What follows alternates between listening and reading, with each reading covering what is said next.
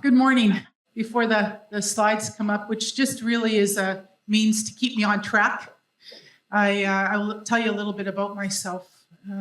I am currently not in the early learning and child development or child care sector and working in that.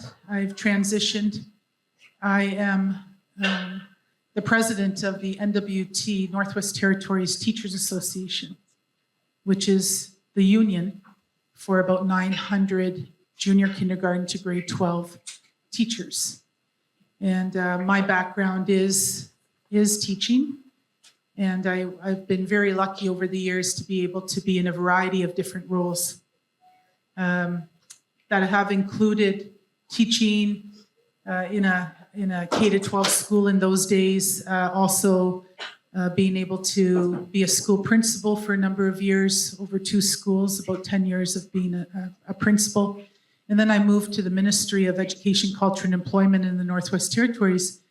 And I worked there for almost 15 years, again, in a variety of roles. And part of that, in moving into roles of looking at early learning and childcare and also public education, both together, combined with culture and employment. So, very broadly, all of those things I learned very quickly, are very much linked.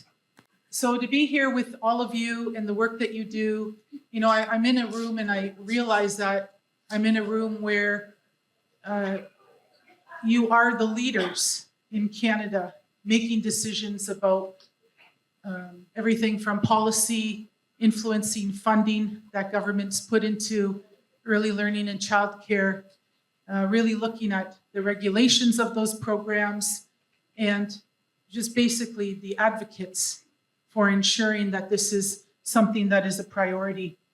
I really do believe in this, in the fact that as educators, and I'm using that, I want to define that right now. When I say educator, in all of my, the next 20 minutes that I'm with you, I'm really referring to that very broadly for the early learning educators and as well as our public school education. And what you're going to hear from me is a bias based on my years of experience, that there are opportunities for what I would call both sectors, early learning, child development, child care, and public education in Canada, to really work together in new ways. And there's actually never been a better time for that to happen than now. And I'll explain that a little bit later. In the Northwest Territories, it's something that I've learned. I'm not originally from there. I'm a settler there. I was actually born and raised in Windsor, Ontario, about 400 kilometers south of here. And but I moved to the Northwest Territories when I was 20 years old and have lived there since then. So that's really where I have, I think, grown up. That's where I really grew up. And that is my home now. In the Northwest Territories, it's really important wherever we go, that we introduce ourselves properly and to set that context. It's really important in the North, I've learned, to set your intention and be very clear about that and genuine about that, so that those around you know there's no guessing. And so my intention today is, I'm hoping, just to reinforce how important the work is that you're doing, and perhaps just a little bit to get you to reflect on where there's opportunity in your context, in your reality, wherever that is, across Canada, in how you might think differently, and where there's opportunity to work together, early learning and childcare sector, with our public education system. And I will talk about why I think that's an important thing to consider. Another premise that you should know is that I believe,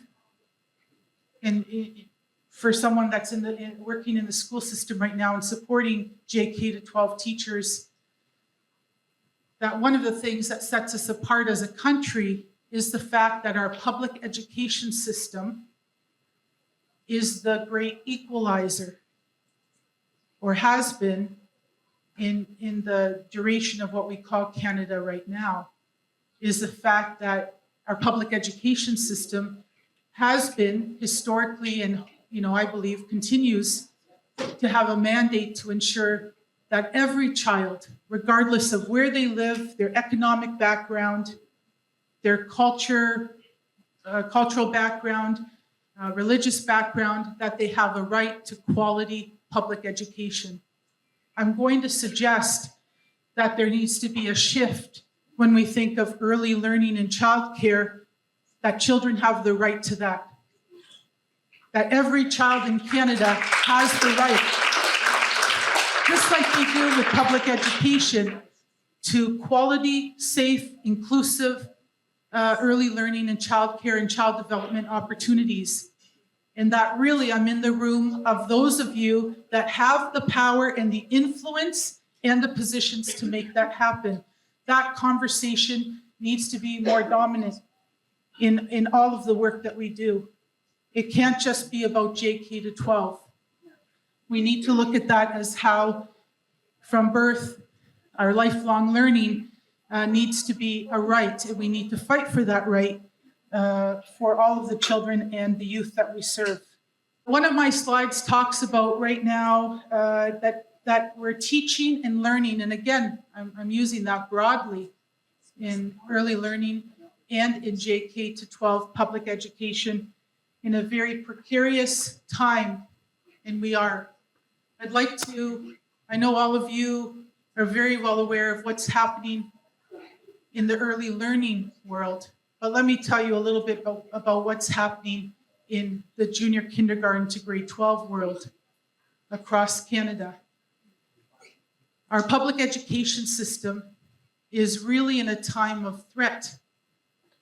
There's more and more pressure, depending on where you live, what province or territory, of having private schools come in and take over, which is a threat to public education in Canada when funding starts being reallocated to private schools, which will be privileged. Another thing that's happening is we have an increase to a startling amount, of violence in schools. And I just want to let you know that violence in schools, a lot of people think when we say that, we're talking about older students in junior high and high school.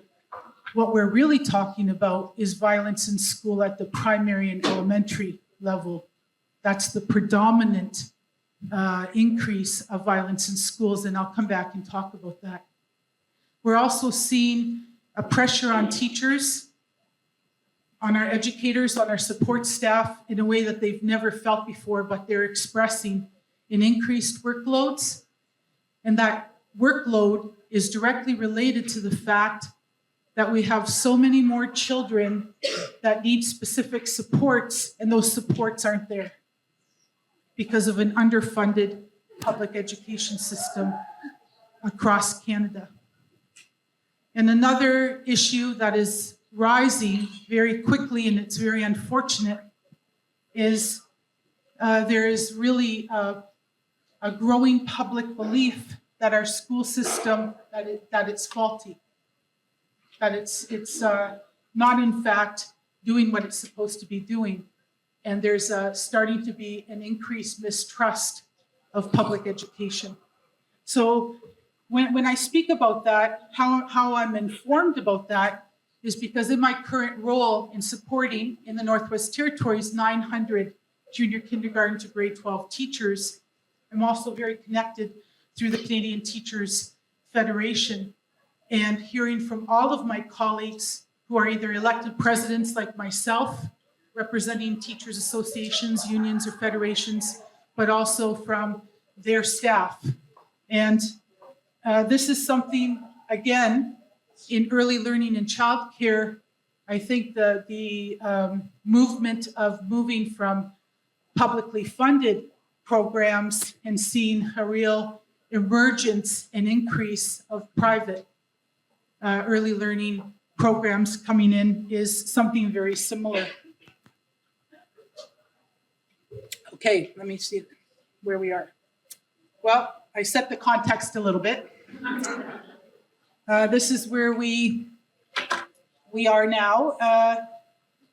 What I believe, though, is that in early learning and in our public education system, the kinds of people, the kinds of humans that are involved in this work, all of you are people that really fundamentally believe that we have to do everything we need to help our children and youth, and that we are resilient, and that we're leaders in our own ways, regardless of what our position is. And that really, this is about making sure that all children have a place to go, to belong, to be safe, regardless, again, of what they might be bringing into that situation. We have to continue to be grounded in that.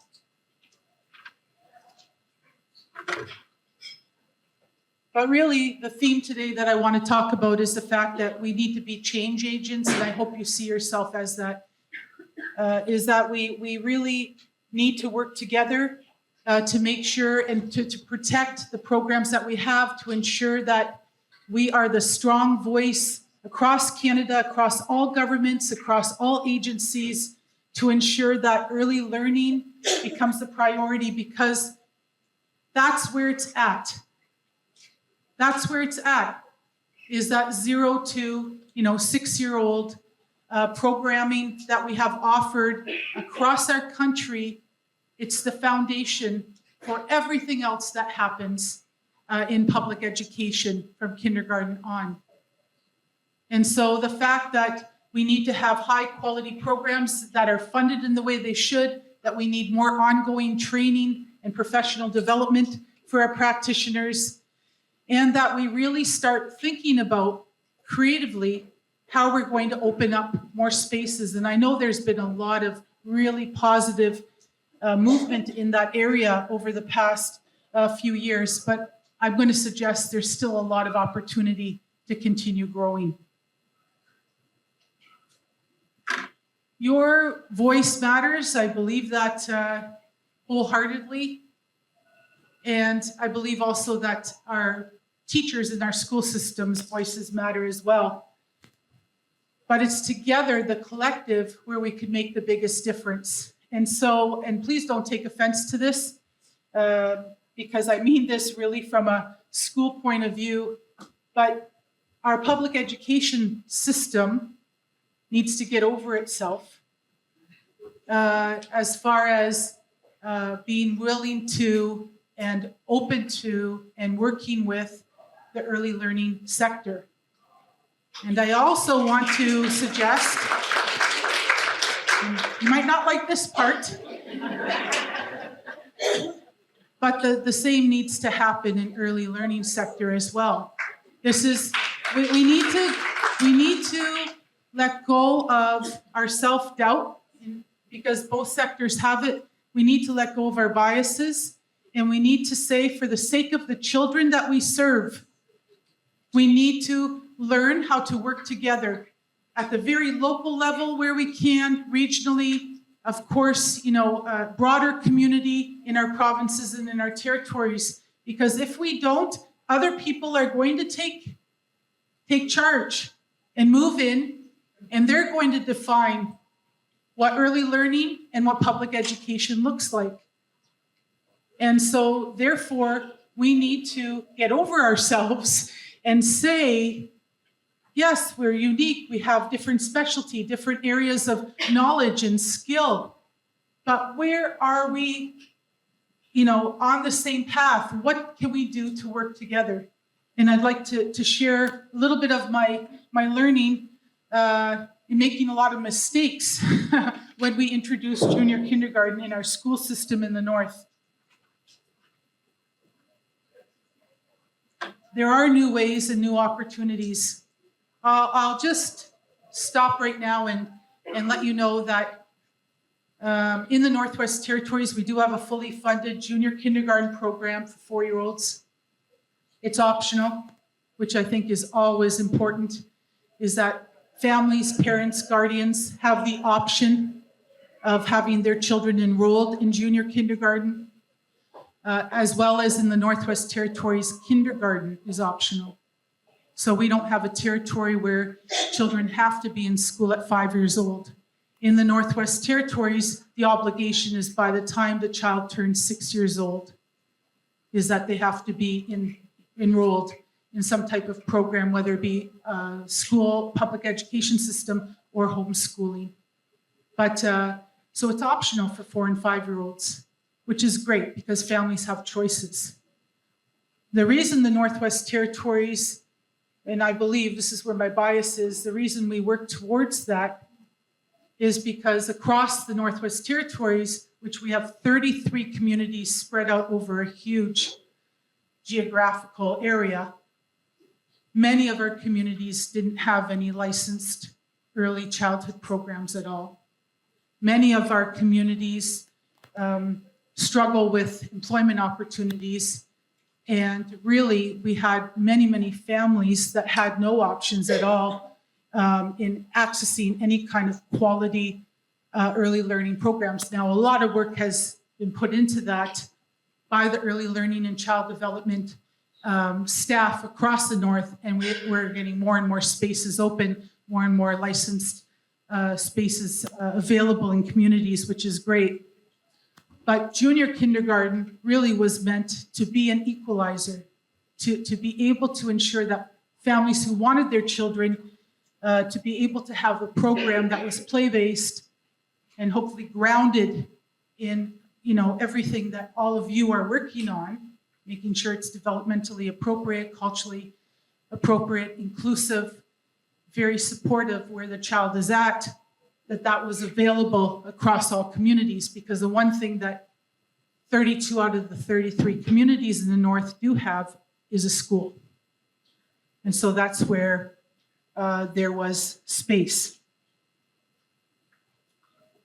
So in that introduction of junior kindergarten as a territory, there was a lot of learning that took place, and that's where certainly for me, I learned that there is a divide between the early learning and child development world and schools.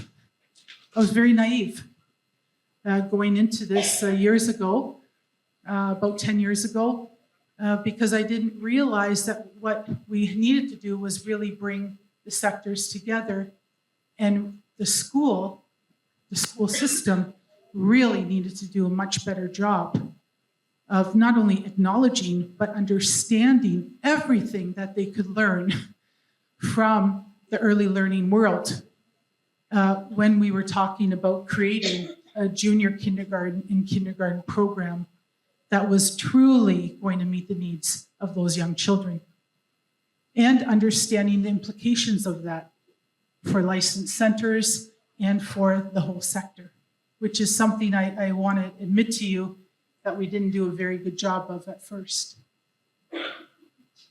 The other factor that I should mention is in the Northwest Territories, we have, there's not one community, not one family who's from the North who has not been impacted by the history and legacy of residential schools. Not one.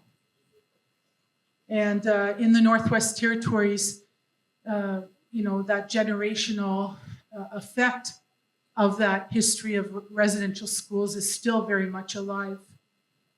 And so with that, one of the underlying absolute needs is to ensure that whatever program is being offered, whether it be at a licensed childcare center or whether it be in our school system, that we're striving for it to be representative of the children that we serve, and that it's culturally appropriate, and that every effort is made to, in our own ways, to really rectify the damage that was done to so many for so many years. And that continues to be a challenge. And why that's a challenge is because so many of our our staff in our centers and in our schools are not originally from there. And so for them, there needs to be a real opportunity to learn and to understand and to be supported in that learning and understanding.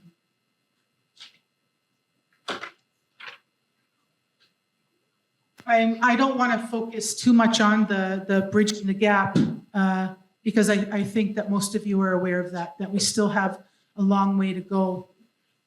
But I often, when I'm talking up north, when I'm working in schools or I'm in communities, they'll say, well, how do we do that?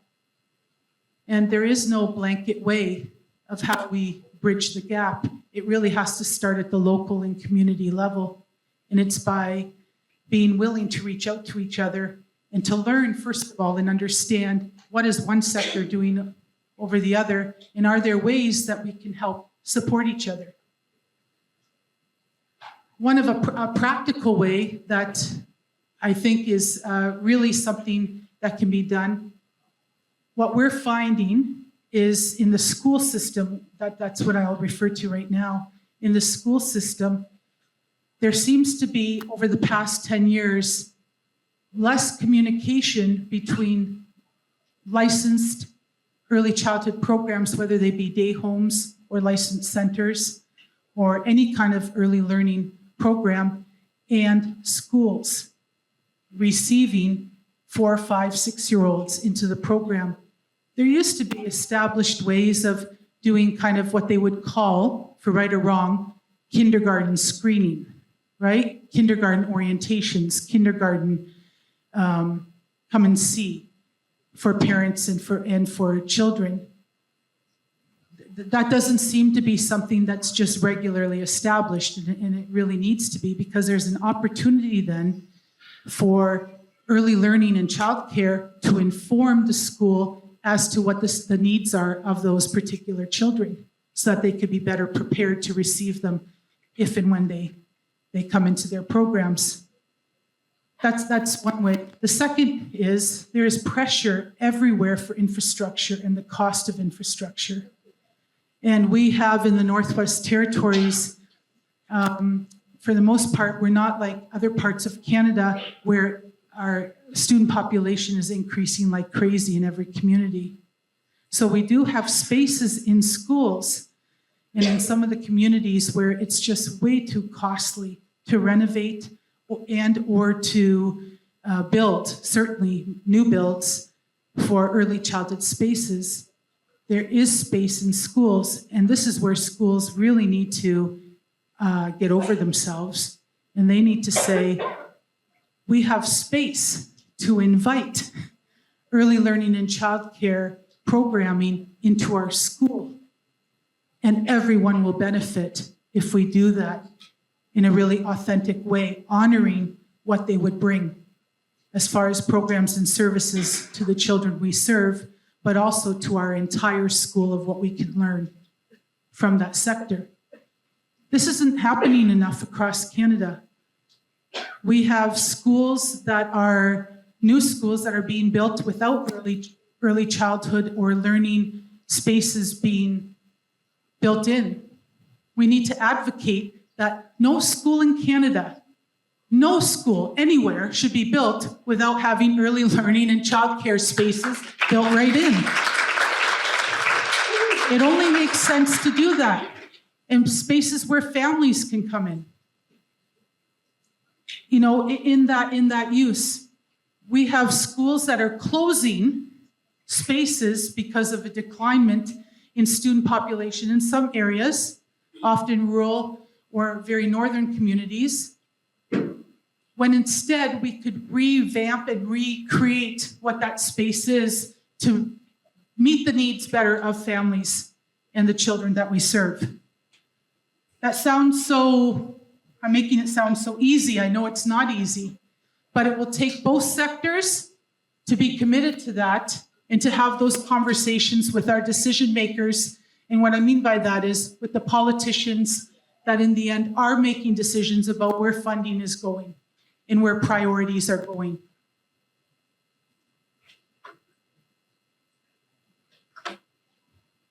we have to continue to be champions of those children that we serve, and in particular of the most vulnerable children that we serve. So one of the things that I mentioned, in our school system, we have teachers reporting everywhere across Canada, in the most urban and the most rural areas, that the number of children coming into the school with very complex needs is increasing all the time. Unfortunately, in many cases, the right supports for those children are not following.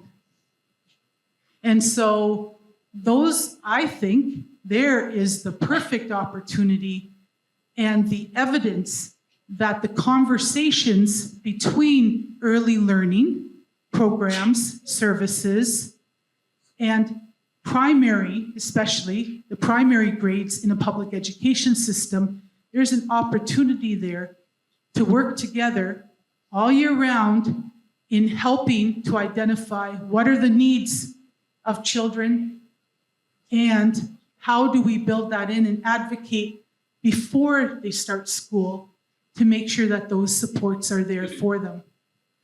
One of the things that I'm sure many of your programs have benefited from, certainly in the North we have, is when Jordan's principal funding came to be. The Northwest Territories is a huge, vast area with 46,000 people. Most of our communities, aside from Yellowknife, which has 20,000 of that 46,000, our capital city, are fly-in-only communities. We have nearly 60% of our population is Indigenous. And Jordan's principal, for the past 8 years or so, has been an opportunity for both early learning and childcare, as well as our school system, to be able to address some of the needs of children that have specific needs, whether it be speech and language pathology, occupational therapy, assessments, those kind of specialty services. But often it's about bringing in extra staff to work one-on-one or in small groups with children that really need that support. There's been a big shift since February of 2025 that is impacting in the Northwest Territories and other parts of Canada, that ability for the education system, schools, JK to 12 in our case, to be able to advocate and access that funding. And I'll just give you an example. We have 49 schools in the Northwest Territories. We have about close to 9,000 students, JK to grade 12. And our schools in total have been accessing about $60 million. So mind you, 49 schools, $60 million of Jordan Principal funding on average per year, on top of the funding that they receive from the government of the Northwest Territories, which indicates the kinds of needs that our young children need and our youth need. And that has shifted dramatically. This is something that certainly our government has taken seriously and is trying to work with the federal government in advocating. As a president of representing teachers who really feel this impact as well, that has been something that we're working on as well. And I know in connecting with colleagues across Canada, is something that they're very worried about as well. In your sector, the ability to support families, parents, guardians in accessing those funds where that's appropriate and where it's needed is something that I see as the opportunity to work together, both sectors, in really identifying that and making sure that those funds are available to the children that need it. What I'd like to just let you know is that, the work that you do, as I mentioned, is the most important work in all of Canada. It's what you do, the 0 to 6. Everything, those are our most vulnerable population, and we need to put as many resources into our children and youth as possible. But more work needs to be done. And I think, a starting premise is that it's a democratic right in Canada for children to have a right from early childhood all the way to through their experience in public education to have safe, inclusive, quality programs and services offered to them, that education and learning. And so please, if you have an opportunity, reach out outside of your sector, and I challenge our school system very much to do the same and look at the opportunities of working together for making sure that the rights of those children are respected. And in the North, how we say thank you in many of our communities is masicho. It means thank you very much. And I do want to thank you for giving me some time with you today. And I hope you have a great rest of the day. So much learning. Thank you.